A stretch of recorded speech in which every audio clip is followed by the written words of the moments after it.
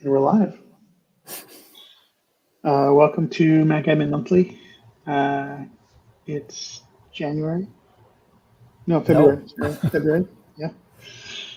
Uh, 2021. I got that right. So that's good for me. Ed Marchek cannot make it today. He is busy with personal errand of great importance. Um, and so he's left us to talk about exciting MacAdmin issues by ourselves. And welcome, Tom. Hey. All right. I think we didn't really have much prepared for today. We were going to talk about the ARM-based Macs. We've discussed it a little bit before, but it's been a couple of months. Victor has one, and people have had a chance to kick them around a little bit and try them out. And wondering what people's impressions were and how things were going. I'll start with my impressions. I've got the ARM-based Mac Mini, and I booted it up and installed Among Us, the iOS version of Among Us on it, and then I stopped using it again, not for any particularly good reason. But actually was, I have to say, exciting and interesting to install iOS apps on the Mac and have them just sort of work magically. And that's actually a pretty amazing addition to the functionality of OS 10, OS 11, Mac OS. How other people encountered or enjoyed the ARM-based Macs. I installed the Dwarf Fortress on the MacBook Pro and ran it under Rosetta and got about a 20% FPS increase. And it worked fantastically, except it crashes when it saves. It's still pretty impressive. 20%. Yeah. But I haven't done much other real testing. Everything seems to work well. Rosetta seems to work pretty nice, except for specifically Dwarf Fortress saving, but other things seem to work pretty well. Cool. Yeah, so we still only have the DTK and still wait for the configure to order to get shipped finally. But yeah, this takes some time. It does. We're waiting now on some configure to order MacBook Airs. Like we're waiting 6 weeks or so now. But it's a long lead time. Yeah, same here. And the configuration was just a bump in RAM, I think. So I guess there's a lot of demand, which is good. It's good for Apple. Considering the RAM is, soldered onto the chips, it's not just, slapping some different chips in there. There's an entire different production line. Yeah, that's probably fair. What do you think, Victor? Have you noticed anything interesting about the I'm ARM-based Macs? still in a phase of where the only thing interesting I do with my Mac is erase it and reinstall it. Like that's about 99% of what I do. I do like that I put it on a shelf and then pick it back up, and the battery seems completely unchanged. So That's pretty amazing. nice, yeah. Well, even just erasing it and reinstalling it, like that's already a little different on the ARM-based Mac, right? Like that's the whole recovery world is different, right? So, is that an improvement? Nope. Well, it's sort of like if you ever use Restore and you have a second Mac, it's a very similar process. But Yeah, if you have a second Mac and the right cable and can do the key press in the right order at the right time, and hopefully everything works, because you get no indication that it works until it just sometimes shows up or it doesn't.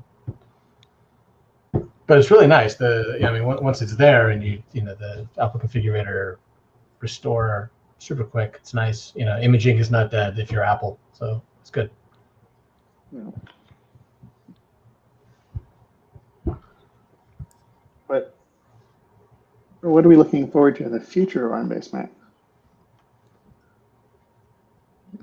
what's the next thing that'll happen? That'll be, I mean, obviously we're looking forward to more RAM supported, more external monitors supported, more USB ports, things like that.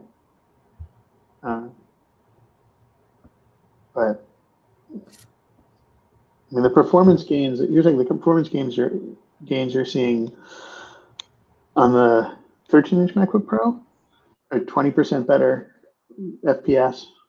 Like when they ship an even heavier duty 16-inch MacBook Pro running the MX, whatever number they go to by then, that's going to be pretty startling improvement in performance and battery life. I mean, Dwarf Fortress is, single-threaded essentially, so it's just only using one core. So if it's adding more cores at the same speed, that's not going to make a difference for that game in particular. But that is a 20% gain through, running in Rosetta. So that's compared to my the 2019 MacBook Pro, i9 MacBook Pro. So that's a pretty good comparison for. It's a pretty good result for that, at least. Yeah, that's an interesting place in the product market curve. Like, you're pretty soon going to have much lower end devices that are performing better than the top of the line devices at least in some ways, if not in every way. Will stop making sense to buy the high end devices pretty quickly. Yeah, unless there's actual incompatibilities with your thing can't run under Rosetta. Like, for example, Dwarf Fortress can't save, apparently.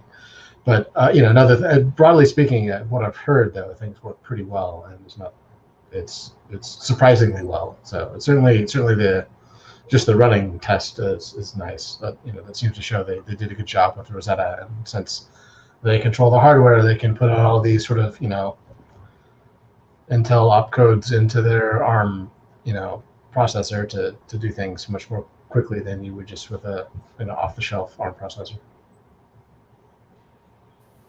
It's definitely better than definitely more performant than the original Rosetta was for running PowerPC code and everything.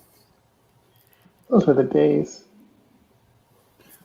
But I do wonder, what are the people in larger companies who first really request to have this as a work machine? Because certain developer types will not be happy with everything, whilst others are probably don't care and like to have a fancy new machine that is fast.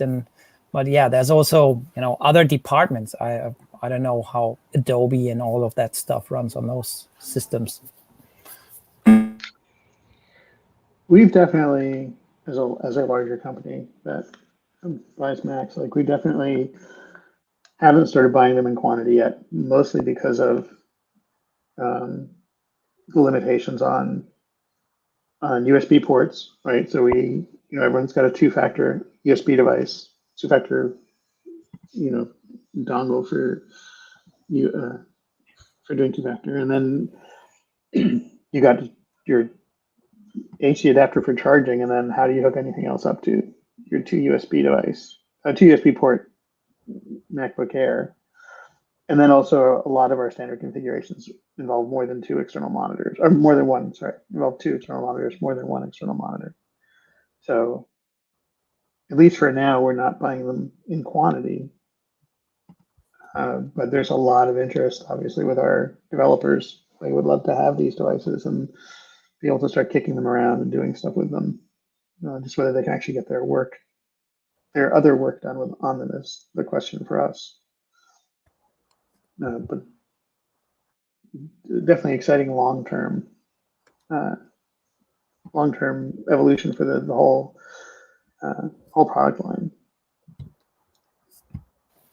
Yeah, what I already got here in anticipating that someday the M1 machine will come, I have the OWC hub, the Thunderbolt 4 hub, so which is just addressing that little problem you described. And when you're on the road, you don't take the hub usually with you, but then you don't need to have that many connections.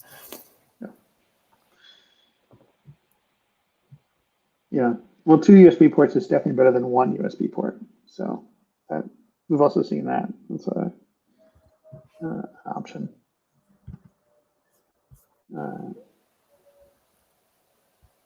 What do people think the next ARM-based Mac is going to be? I'm sort of assuming it's the iMac, but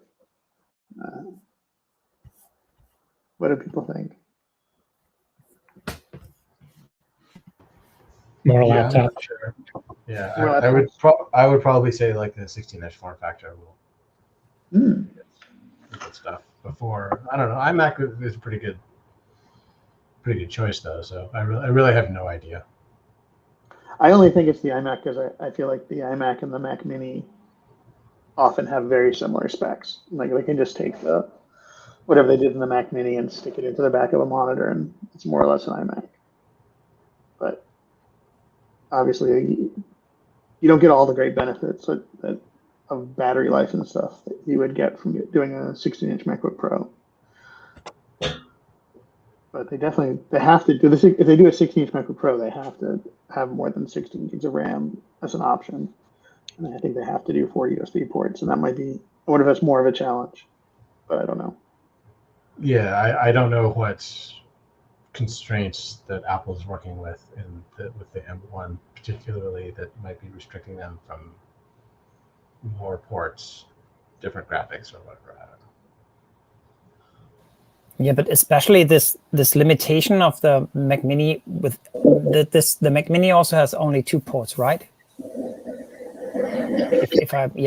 So, and if you just put this an iMac out with just 2 ports, yeah, I don't see this coming, and so therefore I guess there will be a shift in whatever M incarnation will be supporting the iMac. Well, so the Mini has 2 Thunderbolt ports, but it has 2 USB-A ports. Yeah, It does have 4 USB ports. So I guess only 2 of them will support a monitor. Yeah, I don't know. Yeah, I mean, that's the true with the iMac. Like I said, has whatever, like 106 USB ports on the back of it. So that's it'll be a real change to come out with an iMac that doesn't support a whole bunch of ports.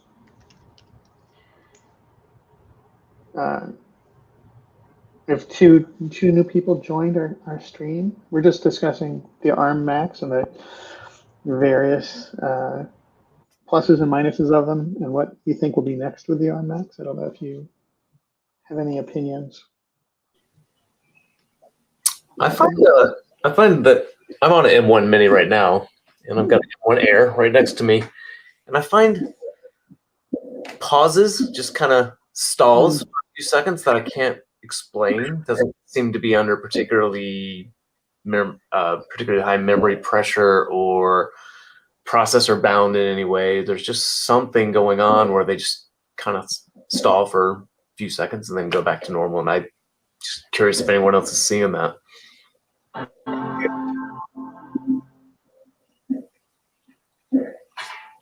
I haven't seen that. I've had one other person report random shutdowns with the MacBook Air.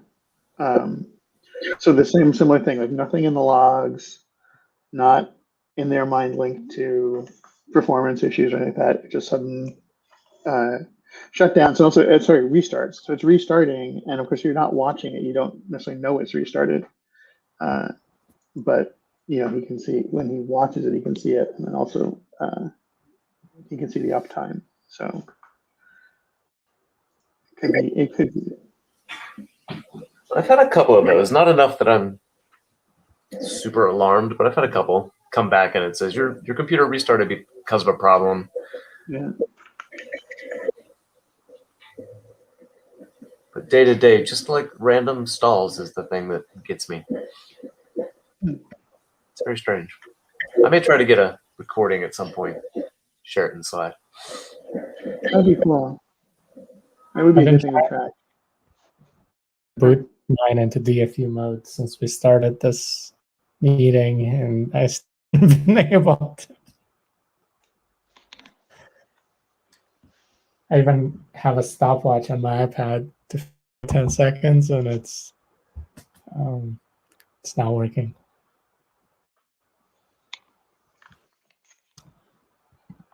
Well, it wouldn't be totally unheard of for Apple to have just quality issues with the first line of a new piece of hardware coming out, but it would be nice to track them all down before we start buying them in quantity. There's a number of bugs. I've been meaning to test some software update changes, and Big Sur had software updates broken for the first 2-point releases. So now I'm trying to see if I can update to the beta. We've had a lot of problems with that MDM software update bug where you can't get machines off of the first 2 releases to 11.2. It's caused us a lot of frustration and lost time.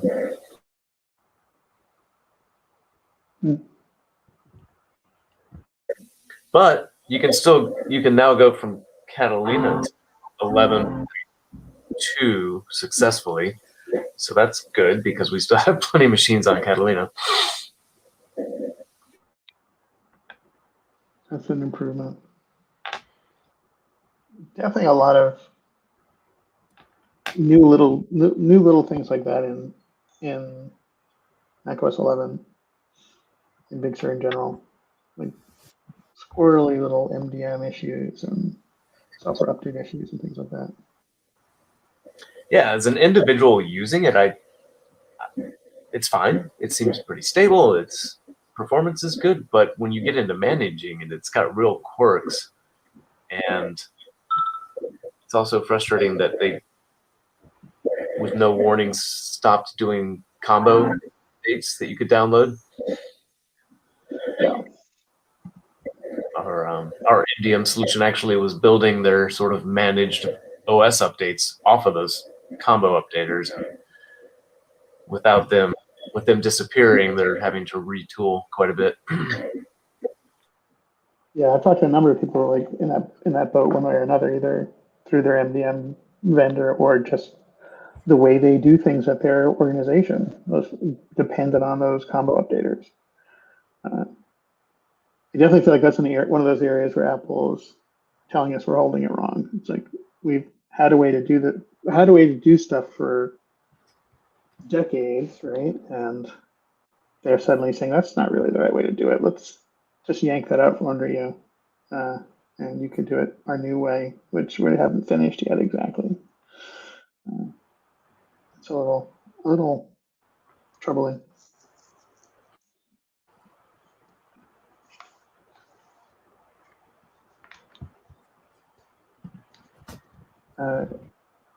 Are there other things going on that people are concerned with, like other problems people want help with, or trends people are seeing?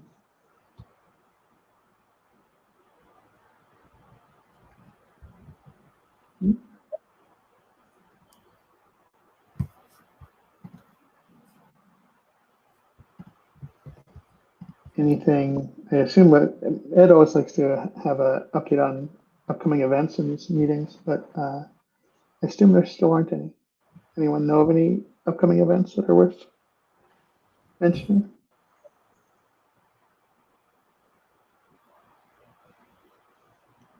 No. I know Good at question. least that the Troopers conference that happens usually in March, they only do workshops.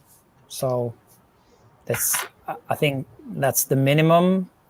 And yeah, that's the only next one I have on my list that was about to happen.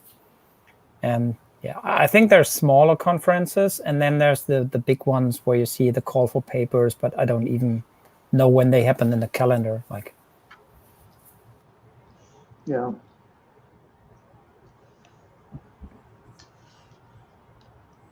But in regards to, let's say, planning for something like MacSysAdmin and that stuff, I guess this is somehow still either in the making or looking in the timeline and telling, well, probably not this year.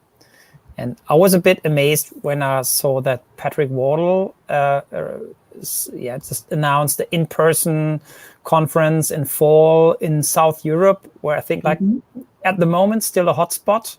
I don't know what about the fall time, but yeah, I don't think that this will change that quickly.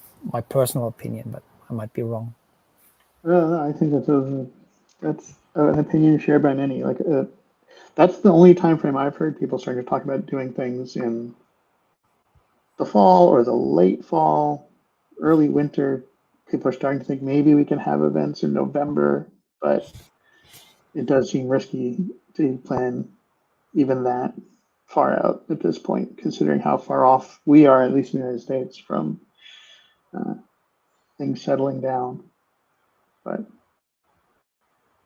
fingers crossed. Yeah, sure. But same here in Europe.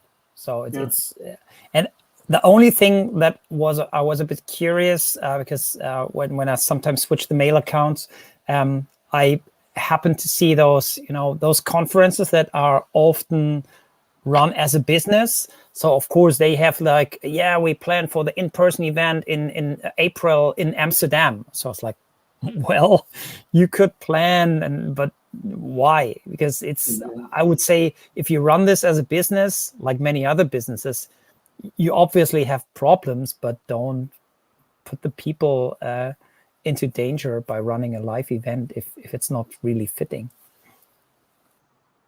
Well, even if you, yeah, I agree. And even if you could do it, or even if you wanted to do it, you may not be able to. Like, you simply may not be able to travel to Amsterdam and get hotel rooms and get a space to have an event and all that stuff. But yeah, if it was my business, I don't know what I would do. I'd be sad. Yeah, but just to adhere to that, I mean, we're in tech business. We're sitting at home staring at our computers, so we're quite, having a nice surrounding, and other people, they really don't have a perspective what to do tomorrow because everything is locked, and so therefore, I would say, yeah, there's people having other problems than we have to tackle. Yeah, we're the lucky ones, that's for sure. As much as I like to complain about everything, we're definitely, but in some ways, the lucky ones.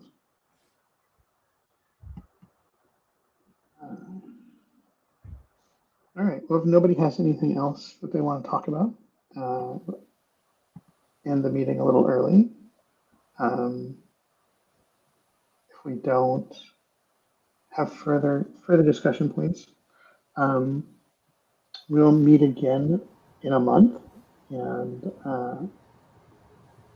by then we'll have further insight into the ARM-based Macs and other things in the Mac world. So thank you all for joining, and I'll talk to you later.